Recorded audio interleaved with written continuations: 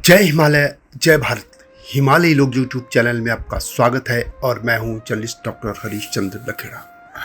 आर्य आक्रमण थ्योरी यानी आर्य invasion theory एक बार फिर चर्चा में है, क्योंकि एनसीईआरटी ने इसे 12वीं कक्षा के सिलेबस से बाहर कर दिया है। यह आर्य आक्रमण सिद्धांत क्या है, इसी पर मैं बात करूंगा, लेकिन तब तक आपसे अनुरोध है कि हिमालयी लोग यूट्यूब चैनल को सब्सक्राइब अवश्य कर दीजिए जिन्होंने अब तक ऐसा नहीं किया है।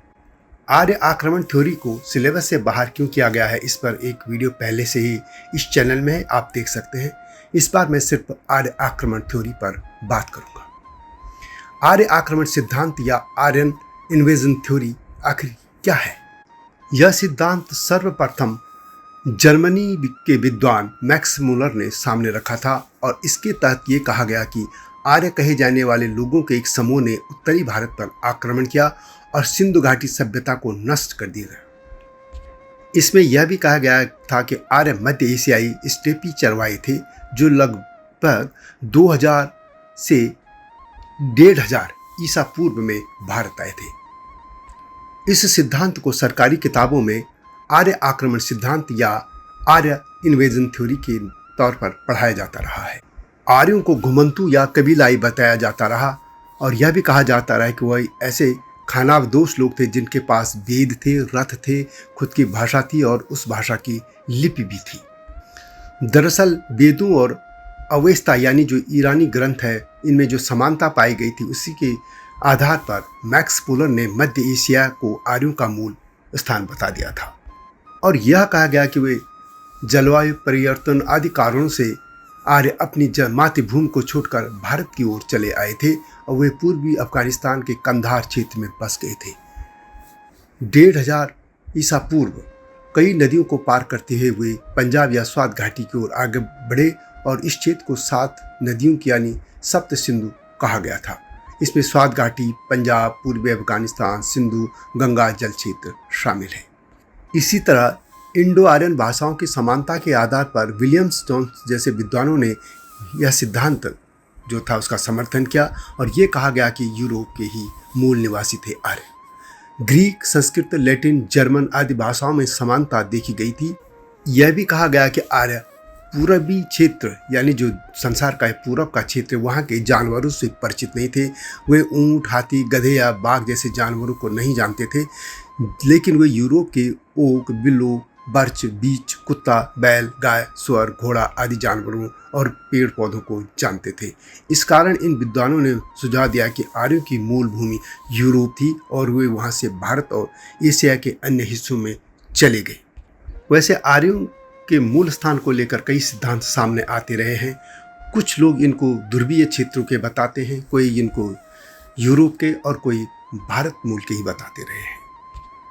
वैसे मैं पहली वीडियो में बता चुका हूं कि जब सिंधु घाटी सभ्यता और बाद में राखी गढ़ी के खुदाई के बाद जब सरस्वती नदी सभ्यता का कॉन्सेप्ट सामने आया तो यह पाया गया कि आर्यों ने कहीं भी कोई आक्रमण नहीं किया, क्योंकि इन सभ्यताओं में खुदाई के दौरान जो भी पाई गई थी वह सब वैदिक आर्यों के पास भी थी। अब राखी गढ़ी की खुदाई के बाद जब कई चीज़ें सामने आई तो आर्य आक्रमण सिद्धांत संदेह के घेरे में आ गया। यह भी कह सकते हैं कि बहुत से विद्वान बहुत लंबे समय से कहते रहे हैं कि आर्य कहीं से नहीं आए थे, बल्कि वे इसी अखंड भारत क्षेत्र के रहने वाले थे। इन विद्वानों में डॉक्टर संपूर्णानंद और AP दास जैसे कई विद्वान थे जो इसका समर्थन करते थे। आर्य सप्त सिंधु क्षेत्र के निवासी थे। वेदों में इस बात की साहित्यिक प्रमाण भी है कि आर्य सप्त सिंधु या सप्त सैंधव स्थान के रहने वाले मूल निवासी थे, क्योंकि इस बात के कोई प्रमाण नहीं है कि आर्य विदेशों से आए थे। लेकिन यह भी किसी ने सोचने की कोशिश नहीं की कि यह भी तो हो सकता है कि आर्य इस क्षेत्र से पश्चिम देशों की ओर गए होंगे। इसलिए भारत के बड़े वर्ग में यह माना जाता रहा है कि यह सब मैक्स मुलर ने जानबूझकर यह सिद्धांत दिया था और यह अंग्रेजों का भारत पर अपनी विजय का औचित्य ठहराने के लिए यह थ्योरी सामने रखी गई थी, जबकि इसका न कोई पुरातात्विक व न आनुवांशिक आधार था। वास्तव में आर्य आक्रमण सिद्धांत एक मिथक था, यह कोरी गप थी, एक कल्पना थी। मनगढ़ंत था और इसका कोई प्रमाण नहीं था। यह भी तो हो सकता है कि सप्त सैंधव क्षेत्र से ही आर्य लोग पश्चिम की ओर गए होंगे। यह सब अनुमानों पर आधारित था। भारत में पहले भी और अब भी बहुत से लोग ऐसे हैं जो इस आर्य सिद्धांत को सही मानते हैं कि आर्यों ने यहाँ आक्रमण किया था। मैक्स मुलर का जो सिद्धांत था, जो उन्होंने 1848 में दिया था, उनके सिद्धांत के अनुसार आर्यों का मूल निवास मध्य एशिया था। वहीं से उनके एक शाखा ईरान, दूसरी यूरोप और तीसरी भारत गई थी। यह भी कहा गया कि मध्य एशिया के श्वेत वर्णीय इंडो यूरोपीय घुमंतु जातियों ने 1500 साल से 1000 ईसा पूर्व के दौरान भारत पर आक्रमण कर उसे जीत लिया। यह सिद्धांत किस तरह विफल हो गया, इसका विवरण मैंने पहली वीडियो में दिया है, आप उसको देख सकते हैं। तो यह है आर्य आक्रमण सिद्धांत। वीडियो कैसे लगी कमेंट में अवश्य लिखें। आर्य सिद्धांत पर मैं अभी और वीडियो लाऊंगा, उनको भी देखते रहिएगा, शेयर भी कीजिएगा वीडियो को और लाइक भी। मिलता हूँ जल्दी ही नई गाथा के साथ, तब तक जय हिमालय, जय भारत।